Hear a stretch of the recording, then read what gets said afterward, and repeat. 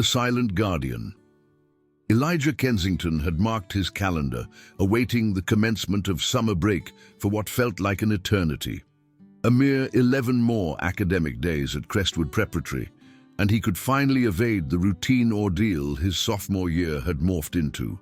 Standing at approximately 5'10", his wiry physique obscured by loose-fitting sweaters, Elijah navigated the corridors almost unseen, donning noise-cancelling headphones, hoping obscurity would shield him from the tormentors who had been a constant source of distress since early September. It all began when Elijah inadvertently collided with Quentin Sterling during a fire alarm, causing Quentin to spill his imported soda on his designer sneakers. What should have been a brief apology and a suggestion to cover the dry cleaning expenses had somehow transformed into a 2-month campaign of persecution. Quentin, a junior sporting a stylish fade and radiating the self-assuredness that stemmed from being the school's star quarterback, had resolved that Elijah needed a lesson in obedience. His associates, Vincent Caldwell and Owen Hayes, were invariably eager to follow Quentin's guidance, particularly when it involved targeting someone more vulnerable. The badgering followed a well-worn script: deliberate bumps in the hallways, accidentally scattering Elijah's folders, sarcastic remarks regarding his hand-me-down attire and well-worn satchel, the occasional shove when faculty members were preoccupied. Elijah endured it all stoically, which seemed to irritate Quentin even more than resistance might have. Unbeknownst to Quentin, Elijah had dedicated the preceding 3 years to mastering Aikido at his aunt's dojo across town.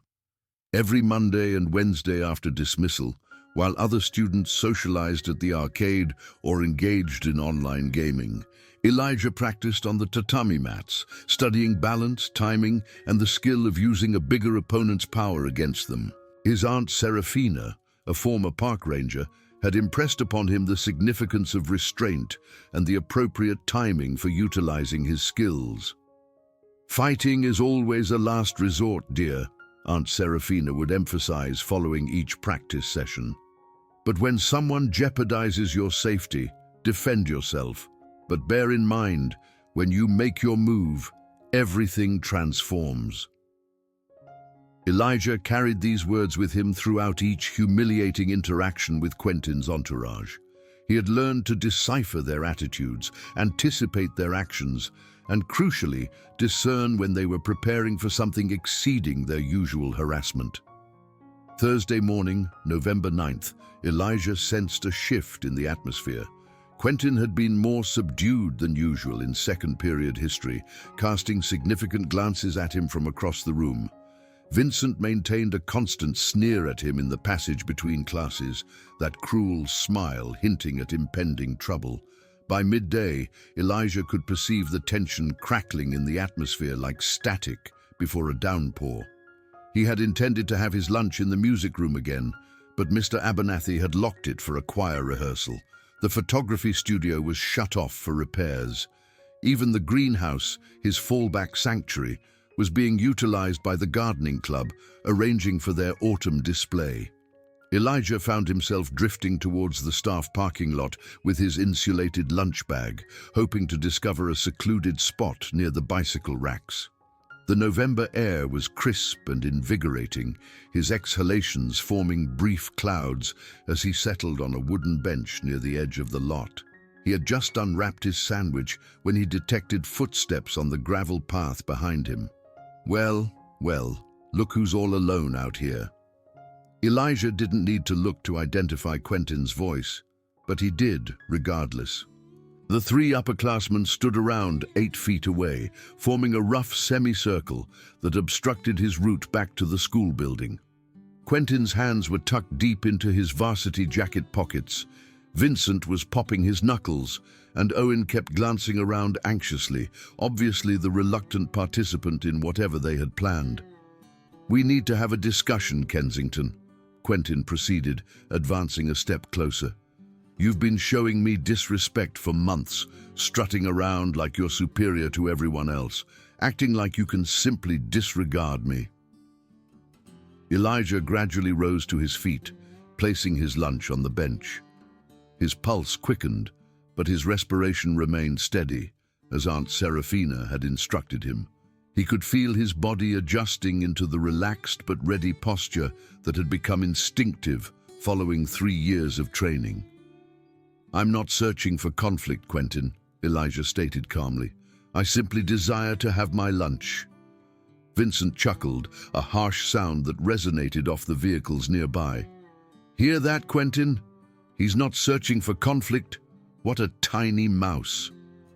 "That's the problem," Quentin declared, removing his hands from his pockets and clenching his fingers.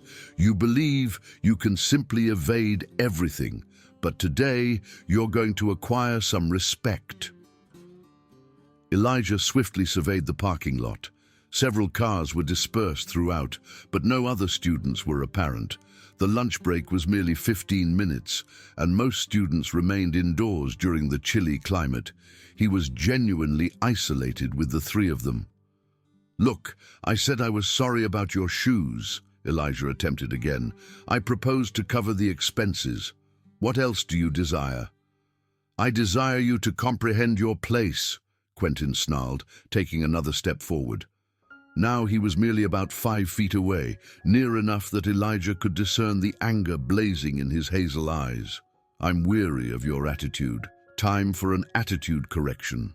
That's when Elijah observed Quentin's shoulders tense and his right hand clench into a fist. 3 years of training had educated him to interpret the subtle indications that preceded an assault. Quentin was on the verge of launching a punch, presumably aiming for his face to maximize humiliation and injury. Time appeared to decelerate as Quentin's arm advanced in a wide, telegraphed swing aimed directly at Elijah's jaw. Elijah had encountered this precise punch countless times at the dojo, launched by bigger, stronger opponents who depended on strength over technique. His body reacted instinctively, muscle memory assuming control. Elijah shifted his weight to his left foot and leaned back just adequately to allow Quentin's fist to sail past his face, missing by inches. In the same fluid motion, he dropped low and swept his right leg in a tight arc, intercepting Quentin's planted ankle just as all his weight committed to the missed punch. Quentin collapsed hard, his momentum carrying him forward as his legs swept out from under him. He struck the gravel with a solid thud, his hands scraping against the rough surface as he attempted to break his fall. For a moment, the parking lot was utterly silent, except for the sound of Quentin groaning and attempting to push himself up. Vincent and Owen stared in disbelief, their mouths agape. They had anticipated witnessing their leader demolish the quiet kid, not observe him sprawled on the ground with torn palms and a bruised ego. "What the heck?" Vincent ultimately managed to stammer. "How did you accomplish that?" Elijah remained in his ready posture, balanced on the balls of his feet, hands loose at his sides. His heart was racing, but his respiration was still controlled. "I don't desire to fight any of you," he stated calmly. "Simply leave me alone." Quentin struggled to his feet, his face flushed with embarrassment and rage. Blood trickled from the scrapes on his palms, and there was a dirt stain across the front of his expensive jacket. "You little weirdo," he spat. "That was simply luck. I wasn't prepared." But Elijah could discern the uncertainty in Quentin's eyes now. The effortless self-assurance had vanished, supplanted by the caution of someone who had just discovered their target might retaliate. "Quentin, perhaps we should simply depart," Owen suggested nervously, glancing towards the school building. "Someone might observe us out here." "Shut up, Owen," Quentin snapped. But Elijah noticed he didn't immediately move to assault again. Instead, he circled gradually to the right, signaling for Vincent to move left. They were attempting to flank him, compel him to divide his attention between multiple opponents. Elijah shifted to retain both of them in his peripheral vision, his back now facing the school building. This was precisely the kind of scenario Aunt Seraphina had cautioned him about. Multiple attackers signified the dynamics transformed entirely. Even with his training, fighting 3 individuals simultaneously would be nearly impossible. "You're committing a mistake," Elijah stated, hoping his voice conveyed more confidence than he felt. "This doesn't have to escalate." "Oh, it's going to escalate considerably," Quentin promised, wiping blood from his scraped palm on his jeans. "Vincent, when I signal, we both rush him. He can't evade us both." Vincent nodded eagerly, plainly prepared to redeem himself after witnessing his leader get dropped by the kid they'd been harassing for months. Owen remained where he was, shifting nervously from foot to foot, plainly uneasy with how the scenario was escalating. Elijah's mind raced through his options. He could attempt to flee, but Vincent was on the track team and Quentin played football. They'd intercept him before he reached the building. He could shout for assistance, but the parking lot was secluded, and anyone inside would never hear him over the noise of lunch period. Fighting was appearing increasingly like his sole option. That's when Quentin made his move. "Now!" he yelled, lunging forward while Vincent charged from the left side. This time, Elijah didn't have the luxury of evading and tripping a single opponent. With 2 attackers approaching from distinct angles, he had to think like his aunt had instructed him. Utilize their momentum against them, make them fight each other, not simply him. As Quentin rushed forward with another wild swing, Elijah stepped swiftly to his right, directly into Vincent's path. Vincent, who'd been focused on tackling Elijah around the waist, suddenly discovered Quentin directly in front of him instead. The 2 upperclassmen collided with a satisfying crunch, Quentin's elbow striking Vincent in the jaw as Vincent's momentum propelled them both off balance. They collapsed in a tangle of arms and legs, Quentin cursing loudly as Vincent's head found his ribs. Elijah stepped back, breathing hard but still standing, watching as the 2 bullies sorted themselves out on the gravel. "You idiots!" Quentin yelled, shoving Vincent off of him. "Watch where you're going!" "You said rush him," Vincent protested, nursing his jaw where Quentin's elbow had connected. "I was rushing him." Owen finally stepped forward, his hands raised peacefully. "Guys, this is getting out of hand. Look around. Someone's going to see us, and we'll all get suspended." Quentin climbed to his feet again, his jacket now torn at the elbow and his face flushed with fury and embarrassment. He'd transitioned from confident bully to confused victim in less than 2 minutes, and Elijah could perceive the dangerous desperation creeping into his eyes. "This isn't over, Kensington," Quentin stated, pointing a scraped finger at Elijah. "You got lucky today, but I know where to discover you. Every day, every class, every hallway, you can't evade me forever." "I'm not attempting to evade you," Elijah replied, finally allowing some of his own frustration to manifest in his voice. "I'm attempting to navigate through school without drama. But if you persist in pushing, you're going to discover I'm not as helpless as you believe." For a moment, the 2 boys stared at each other across the parking lot. Quentin's chest was rising and falling rapidly, his fists clenched at his sides. Elijah remained calm, centered, prepared for whatever came next. Then the bell rang, signaling the end of lunch period. The sound shattered the tension like a physical force. Owen immediately began walking towards the building, plainly relieved to have an excuse to depart. Vincent hesitated, looking between Quentin and Elijah, before following Owen's lead. Quentin remained for a few more seconds, his hazel eyes burning with promise of future conflict. "This isn't over," he reiterated, then turned and stalked towards the school, favoring his left side where he'd struck the ground. Elijah waited until all 3 were inside before he permitted himself to relax. His hands were shaking slightly, adrenaline ultimately catching up with him now that the immediate danger had passed. He glanced down at his abandoned lunch, then determined he wasn't hungry anymore. The remainder of the day passed in a surreal daze. Elijah kept anticipating Quentin or his friends to corner him between classes, but they appeared to be evading him as much as he usually evaded them. Word spread swiftly in a school like Crestwood Prep, and by final period, Elijah noticed other students looking at him differently. Some with curiosity, others with newfound respect. It was Giselle Monroe from his AP English class who ultimately stated something as they walked out of the building together.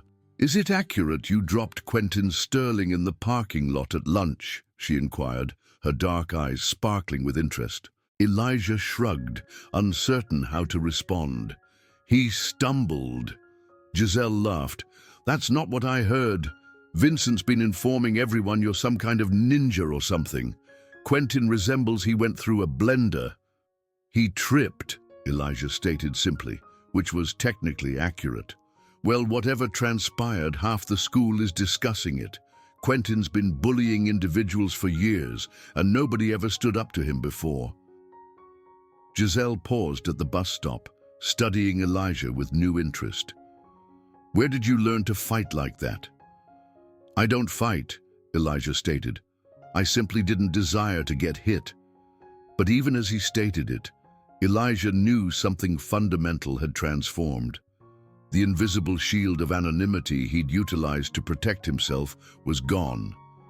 Quentin wouldn't permit this to slide, and other students would be observing to witness what transpired next. Aunt Serafina had been accurate.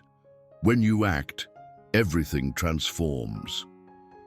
That evening, Elijah sat in his aunt's dojo, mechanically working through his usual routine on the makiwara board. His mind kept replaying the confrontation, analyzing what had gone right and what could have gone wrong. Aunt Serafina observed him for a few minutes before speaking. "You're thinking too intensely, dear. What's on your mind?"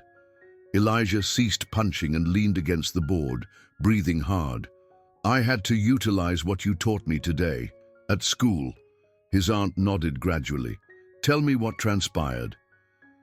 Elijah related the entire incident, from Quentin's initial approach to the final confrontation in the parking lot. Aunt Serafina listened without interruption, occasionally nodding or making small sounds of understanding. "You did well," Serafina stated when Elijah finished. "You evaded violence until it was unavoidable. You didn't escalate the scenario, and you defended yourself without seriously injuring anyone. That's precisely what this training is for." "But now what?" Elijah inquired. "Quentin's not going to simply forget about this. He's going to be even angrier, and he'll presumably bring more friends next time." Aunt Serafina was quiet for a long moment, studying her nephew's face. "Sometimes, standing up to a bully resolves the problem immediately. They realize their target isn't helpless, and they move on to easier prey. But sometimes it simply makes them more determined to prove they're still in control." "Which kind is Quentin?" "From what you've informed me, presumably the second kind. He's got a reputation to maintain, and you made him appear foolish in front of his friends. That's not something he can permit to slide." Elijah felt his stomach sink.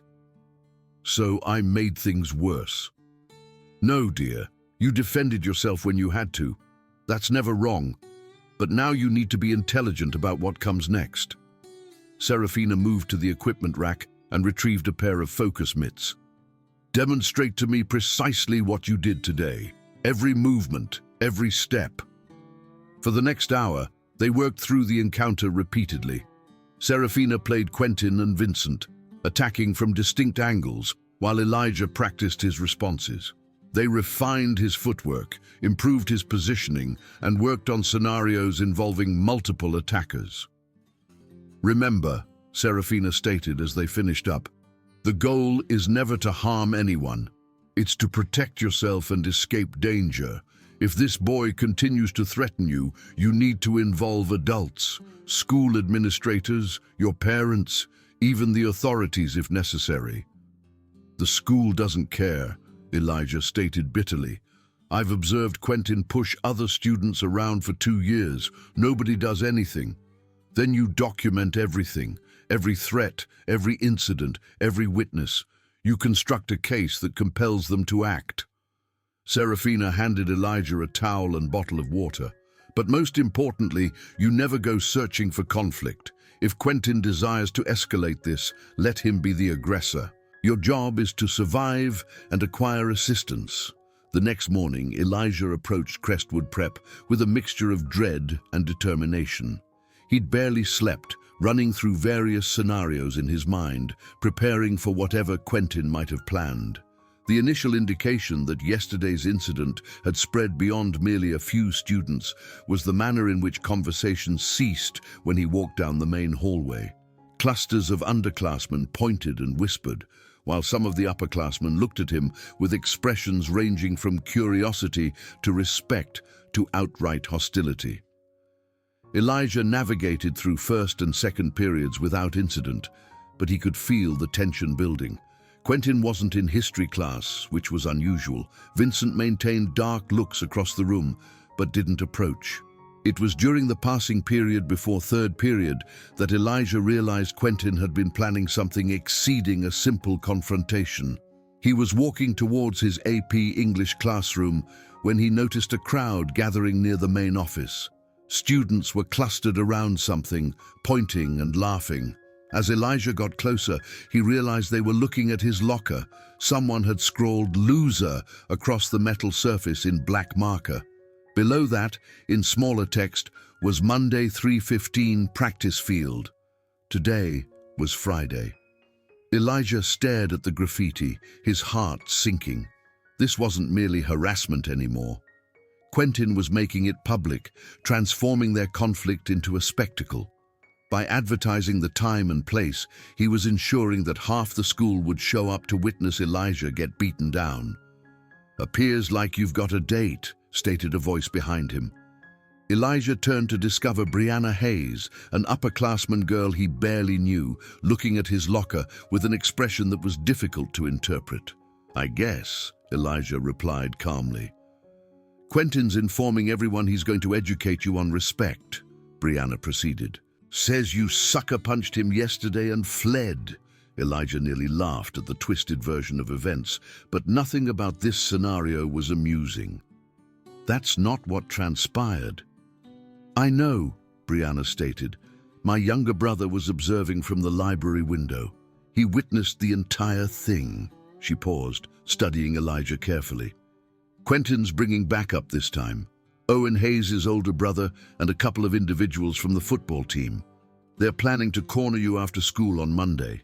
Elijah felt his stomach drop. This had escalated far beyond anything he could handle alone. Fighting Quentin one-on-one was one thing, but taking on 5 or 6 opponents was suicide. "Why are you informing me this?" he inquired. Brianna shrugged. "Because Quentin's a jerk who's had it coming for years. And because my brother stated you didn't even attempt to harm him yesterday, simply made him appear foolish. That requires skill." Before Elijah could respond, she walked away, leaving him standing in front of his vandalized locker with a growing crowd of spectators. The remainder of Friday and all of Monday passed in a blur of whispered conversations and meaningful looks. The graffiti was erased off his locker by the custodial staff, but the message had already spread throughout the school. Students Elijah had never spoken to were approaching him in the hallways, some offering support, others warning him that Quentin was serious about Monday's confrontation. By Monday evening, Elijah felt like he was trapped in a nightmare he couldn't awaken from. He'd considered conversing with his parents, but they both worked multiple jobs to make ends meet, and he didn't desire to contribute to their stress. He contemplated going to the school administration, but years of watching them disregard bullying incidents had persuaded him they'd simply worsen matters. That night, he contacted Aunt Serafina. "This has progressed too far, dear," Serafina stated after Elijah explained the scenario. "You require adult assistance now. This isn't about defending yourself anymore. This is about a group of older boys planning to assault you." "What if I simply don't show up?" Elijah inquired. "What if I depart immediately after school and evade the practice field?" "Then Quentin will simply select another time and place. Bullies like this don't surrender easily. They perceive backing down as weakness, and it renders them more aggressive." Serafina was quiet for a moment. I believe it's time I had a conversation with your principal. No, Elijah stated swiftly. Aunt Serafina, please. If you contact the school, it'll simply worsen everything. Quentin will state I'm a tattletale who can't fight his own battles. This isn't about fighting battles, Elijah. This is about your safety. But Elijah could hear the uncertainty in his aunt's voice. Serafina had been through the public school system too. She knew how these things operated, how adult intervention sometimes rendered a target's life even more miserable. Give me until Monday, Elijah stated. Permit me to attempt to handle this one more time. If it goes wrong, then we contact everyone, authorities, school, parents, everyone. Serafina was quiet for a long time. If you're going to do this, you need to be intelligent about it. Don't go alone. Bring witnesses. Remain in public areas where adults can observe what's transpiring. And remember, your goal is to survive and acquire assistance, not to win some kind of fight. Monday arrived grey and chilly, with a biting wind that pierced through Elijah's jacket as he walked across the student parking lot. It was 3:20 p.m., 5 minutes after the confrontation Quentin had advertised, and Elijah was deliberately late. He'd spent the last hour in the library, working on homework and hoping Quentin might grow bored and depart. But as he approached the area where he'd eaten lunch 2 weeks earlier, he could observe a crowd of approximately 20 students gathered in a loose circle. At the center stood Quentin, flanked by 4 other boys Elijah recognized from the football team. Quentin had made good on his promise to bring backup. The crowd parted as Elijah approached, and he could feel dozens of eyes observing his every step. Some students had their phones out, prepared to record whatever transpired next. Elijah realized this was precisely what Quentin desired, a public humiliation that would be shared across social media within hours. Well, Quentin called out as Elijah reached the edge of the circle.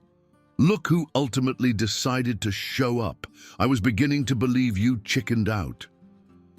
Elijah looked around at the assembled crowd, recognizing faces from his classes, the cafeteria, the hallways. These weren't Quentin's friends.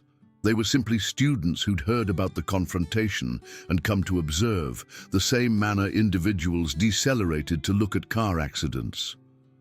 I'm here, Elijah stated simply. What do you desire? Quentin grinned, plainly enjoying the audience. I desire you to apologize in front of everyone for showing me disrespect, for sucker punching me, for believing you're something special. One of the football players, a burly senior Elijah didn't recognize, cracked his knuckles loudly. And then we're going to educate you on what transpires to small kids who don't know their place. Elijah felt the familiar calm settling over him, the same focused state he entered during training sessions with Aunt Serafina. His respiration decelerated, his vision sharpened, and the noise of the crowd faded to a dull background hum. I'm not apologizing for defending myself, Elijah stated clearly, his voice carrying across the practice field, and I'm not going to permit you to intimidate me anymore. Quentin's grin faltered slightly. He'd anticipated Elijah to be scared, perhaps to beg or attempt to flee. The calm confidence in the smaller boy's voice was plainly not what he'd planned for. Big words from a small individual, Quentin stated, but Elijah could hear the uncertainty creeping in. Let's observe if you can support them. That's when Elijah noticed something that transformed everything. Mr. Abernathy, the choir teacher, was standing near the school building approximately 60 yards away, plainly observing the confrontation. He had his phone in his hand, and Elijah was fairly certain he was recording. More significantly, Quentin hadn't noticed him yet. Are you certain you desire to do this here? Elijah inquired, nodding slightly towards the school. In front of all these witnesses, with cameras recording? Several students in the crowd immediately looked down at their phones, suddenly aware that whatever transpired next would be documented. Quentin followed Elijah's gaze and spotted Mr. Abernathy for the first time. For a moment, uncertainty flickered across Quentin's face. But then the football player next to him spoke up. "So what if teachers observe? What are they going to do? Suspend us? Worth it to educate this punk a lesson?" Quentin's confidence returned. "That's accurate. Sometimes you have to make a statement, even if there are consequences." He advanced a step forward, and Elijah could observe the same telltale indications as before, shoulders tensing, hands clenching, weight shifting to his right foot. But this time, Quentin wasn't alone. "All together," Quentin stated to his backup. "Rush him from all sides. He can't evade everyone." Elijah had a split second to make a decision. He could attempt to fight 5 opponents and almost certainly lose, presumably getting seriously injured in the process. He could flee, but they'd intercept him before he reached safety, or he could trust that Aunt Serafina was accurate about sometimes needing adult assistance. "Mr. Abernathy!" Elijah shouted at the top of his lungs, his voice echoing across the practice field. "Contact security! Contact the authorities!" The choir teacher immediately raised his phone and began dialing, moving swiftly towards the main building. Quentin cursed and lunged forward, realizing his window was closing rapidly, but desperation rendered him sloppy, and his punch was even wilder than the one he'd launched 2 weeks ago. Elijah sidestepped easily and extended his foot, sending Quentin sprawling across the asphalt for the second time in 3 weeks. But this time, the other 4 attackers were directly behind him. The burly football player reached Elijah first, launching a swing that would have taken his head off if it had connected. Elijah ducked under the punch and swept the boy's legs, utilizing the same technique that had worked on Quentin. But while he was dealing with football player number 1, football player number 2 grabbed him from behind, wrapping thick arms around Elijah's chest and lifting him off the ground. "Hold him still!" Quentin yelled, climbing to his feet with blood streaming from a scraped nose. Elijah felt panic beginning to creep in as the football player's grip tightened around his ribs. This was the nightmare scenario Aunt Serafina had cautioned him about. Being held while multiple opponents took turns hitting him. But 3 years of grappling training had educated Elijah how to deal with being grabbed from behind. He tucked his chin, grabbed the football player's wrists, and dropped his full weight while twisting to his right. The sudden shift in leverage broke the hold and sent both boys tumbling to the ground.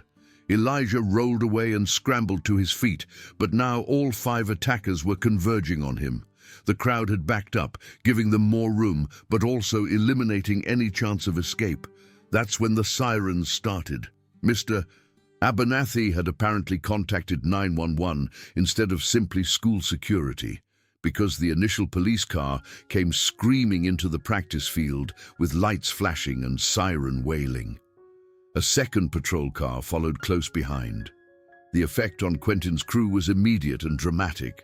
The 2 football players, who hadn't been knocked down yet, immediately backed away, hands raised. Owen Hayes, who'd been reluctant to participate from the beginning, actually began walking swiftly towards the school building. Quentin stood in the middle of the circle, blood dripping from his nose, staring at the approaching police cars with an expression of pure disbelief. "This isn't over, Kensington," he stated, but his voice lacked conviction now. "You can't hide behind cops forever." The initial officer out of the patrol car was a woman in her 30s with short blonde hair and the kind of no-nonsense expression that rendered everyone in the crowd stand up straighter. "All right, everyone back up," she called out, surveying the scene.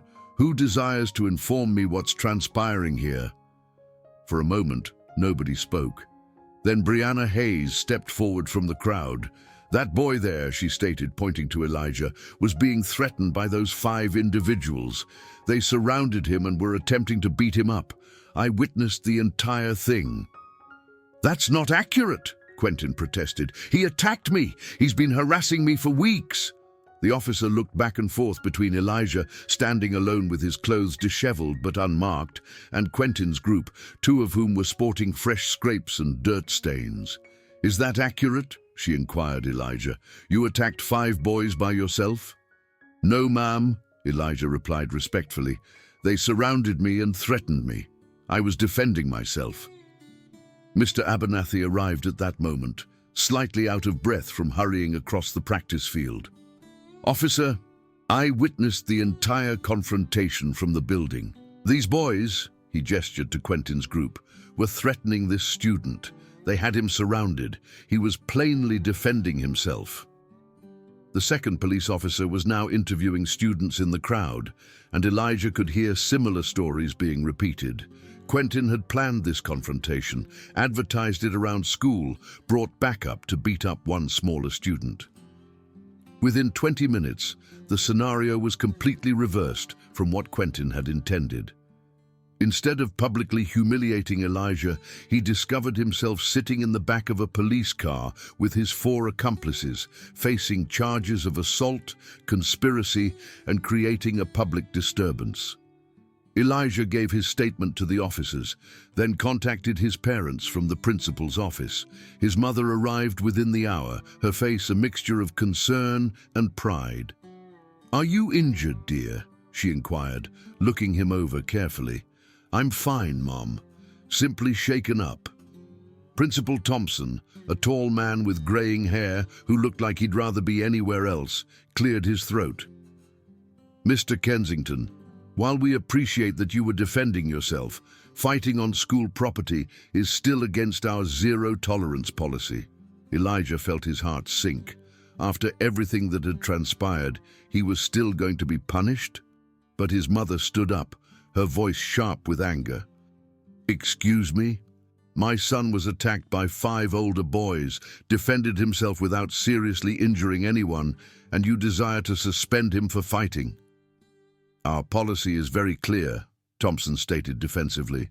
"Any student involved in physical altercation faces automatic suspension." "Then I guess we'll be speaking with our lawyer," Elijah's mother replied coolly, "and the school board, and presumably the local news stations, who I'm sure would be very interested in how Crestwood Prep handles bullying situations." Thompson's expression transformed rapidly. "Now, let's not be hasty. Perhaps we can work something out. Mr. Kensington has been an exemplary student with no disciplinary record. Maybe we can consider this an exceptional circumstance." In the end, Elijah received 1 day of in-school suspension, which was really simply a free study hall in the library. Quentin and his accomplices were suspended for 2 weeks and faced criminal charges for assault. The incident had been recorded by multiple students and Mr. Abernathy, providing clear evidence of who the aggressors had been. But the real change at Crestwood Prep was harder to quantify.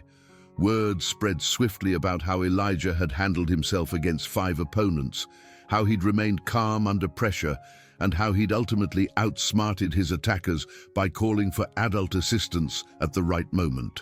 Other students who'd been targets of Quentin's bullying began approaching Elijah in the hallways, thanking him for standing up to the football player. Some inquired where he'd learned to fight, and Elijah found himself giving out Aunt Seraphina's dojo information to kids who desired to learn self-defense. Most importantly, the administration ultimately implemented real consequences for bullying behavior. Quentin's very public arrest had compelled them to acknowledge that their previous policies weren't working. 3 weeks later, Elijah was having lunch in the cafeteria when Giselle Monroe sat down across from him. "So," she stated with a grin, "heard you're teaching a self-defense class at your aunt's dojo now." Elijah nodded. "Simply basic stuff. How to evade trouble, how to acquire assistance, some simple techniques if you absolutely have to defend yourself." "Mind if I join? My younger brother's been getting picked on by some 7th graders, and I desire to be able to assist him if I need to." "Sure," Elijah stated, "but the initial thing we teach is that fighting should always be the last option." Giselle laughed. "I believe you proved that fairly well. Quentin could have been seriously hurt if you desired to harm him. Instead, you simply made him appear foolish until assistance arrived." Elijah thought about that conversation later as he walked home from school. Aunt Serafina had been accurate about everything transforming after you act. But perhaps change wasn't always bad. Perhaps sometimes standing up to bullies didn't simply protect you. It protected everyone they might target in the future. Quentin transferred to another school after the criminal charges were filed, taking his brand of intimidation elsewhere. Vincent and Owen, without their leader, appeared to lose interest in harassing anyone. The practice field where everything had started became simply another place to have lunch, not a battlefield, and Elijah learned that sometimes the quiet kid who doesn't desire to fight can be the most dangerous opponent of all, because he solely fights when he has to, and he fights intelligent rather than angry. The story spread throughout the district and beyond, becoming one of those legends that gets passed down through generations of students. The day the quiet kid took on 5 bullies and won without throwing a single punch, it became a reminder that bullies are often less powerful than they seem, and that intelligence and preparation usually beat size and aggression. Elijah never had to utilize his fighting skills at school again. His reputation as someone who wouldn't begin trouble but couldn't be easily intimidated was adequate to keep potential bullies at bay. He graduated 2 years later with honors, earned a scholarship to study engineering, and never forgot the lessons his aunt had taught him about when to fight and when to walk away. But most importantly, he never forgot that sometimes the bravest thing you can do is ask for help when you need it most. Character count, 35,415.